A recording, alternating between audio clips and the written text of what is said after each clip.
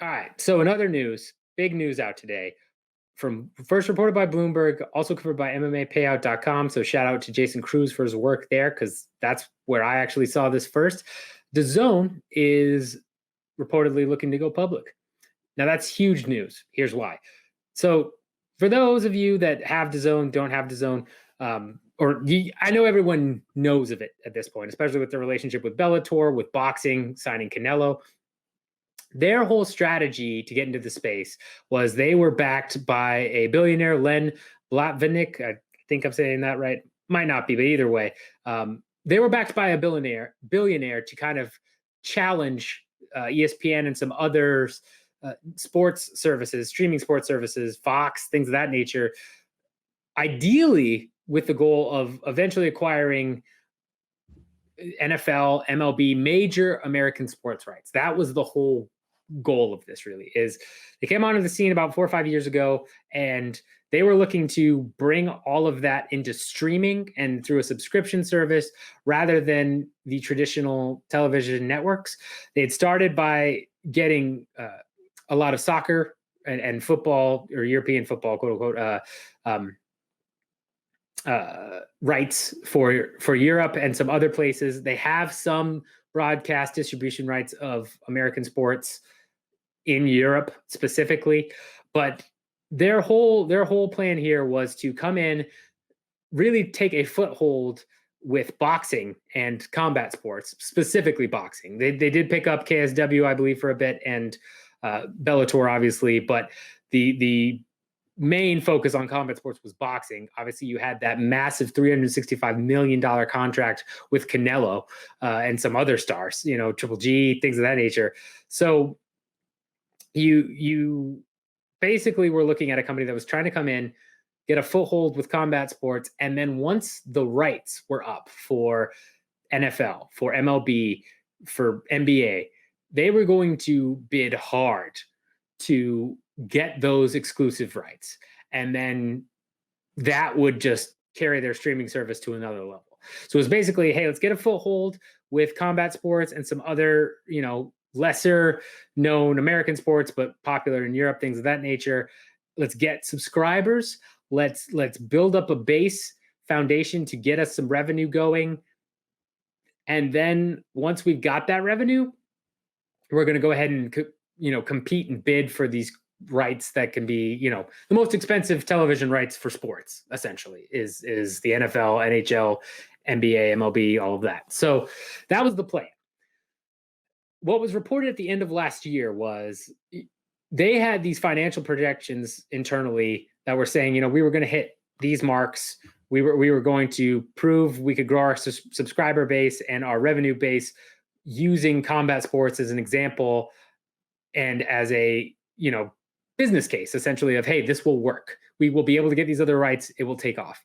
And that was what this billionaire, Blavatnik, said, okay, yeah, I'm about it. I will fund you. And it was basically being funded mostly through him. He had some debtors in there and some other investors, but it was essentially him funding this all. And at the end of last year, a report was released where essentially those internal financials were way off. They did not hit the mark by any sort of measure. It caused Blavatnik, the main investor, to essentially say, you know what, I don't really want to put any more money into this. It's not where it needs to be. And that caused a scramble of trying to raise money through capital, whether that be private investors or through other debt instruments and partnerships, raise the capital to get their coffers filled so that when those major TV rights came due, DAZN would be able to compete with them. Now, that was around the time right before the pandemic hit, is where the report was released that they're looking for about, I believe the initial was $500 million in capital, and trying to do a fundraising round through that. Then the pandemic hits and kind of just, shut sports down. That was really bad for DAZN. They got a lot of flack because they didn't let people cancel. They just essentially said, hey, we'll give you so many months free of the service because of what's going on. But you couldn't cancel the service. You couldn't get the money back, couldn't get refunded. There were certain rules and stipulations depending on the type of contract you had, but that was kind of a big deal. So they weren't giving out refunds. They got flack for that. They were there were reports throughout the pandemic that they were just in really rough financial shape. So it looks like what this move is now is to raise that capital through public offering, which a lot of companies have done. You can look at some companies like Lyft and Uber, where they weren't making any money. They needed to raise capital. Hey, IPO, let's sell stock and get people to buy this.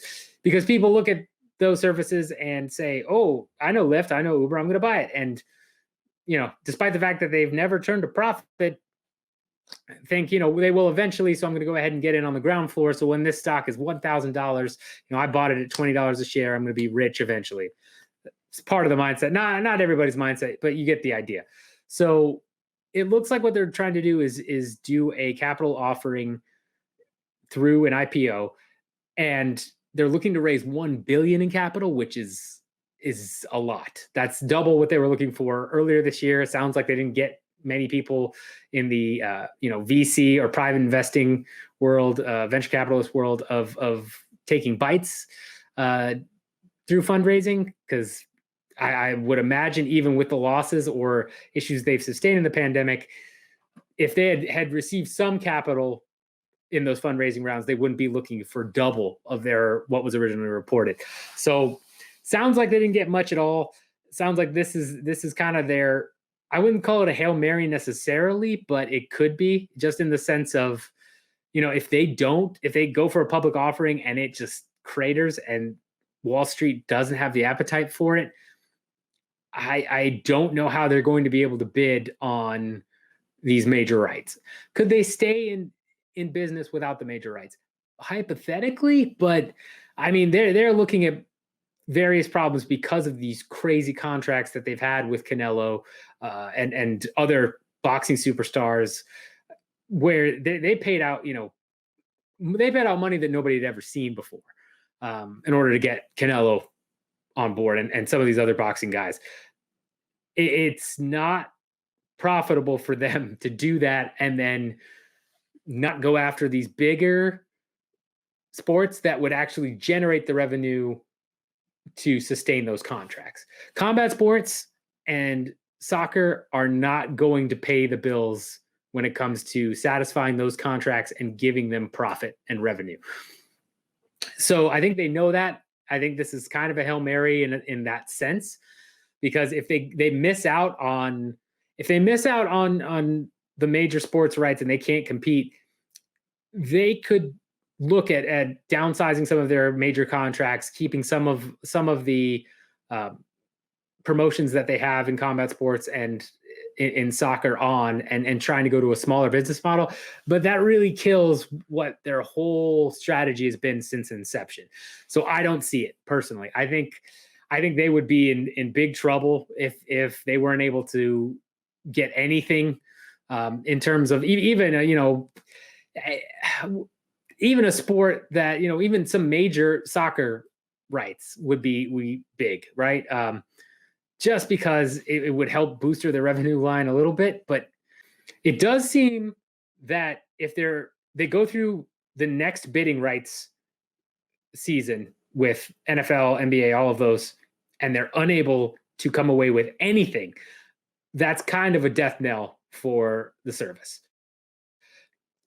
It really doesn't make sense for them to stay in business without that. You could, but I don't see it personally. I think it would end up being sold off, bought maybe into under a larger umbrella, and kind of shrink especially from where it is now, paying out these outrageous sums. So with that all being said, I think this is huge news, because if DAZN does go for initial public offering and it fails, that in itself might be the death knell of the service.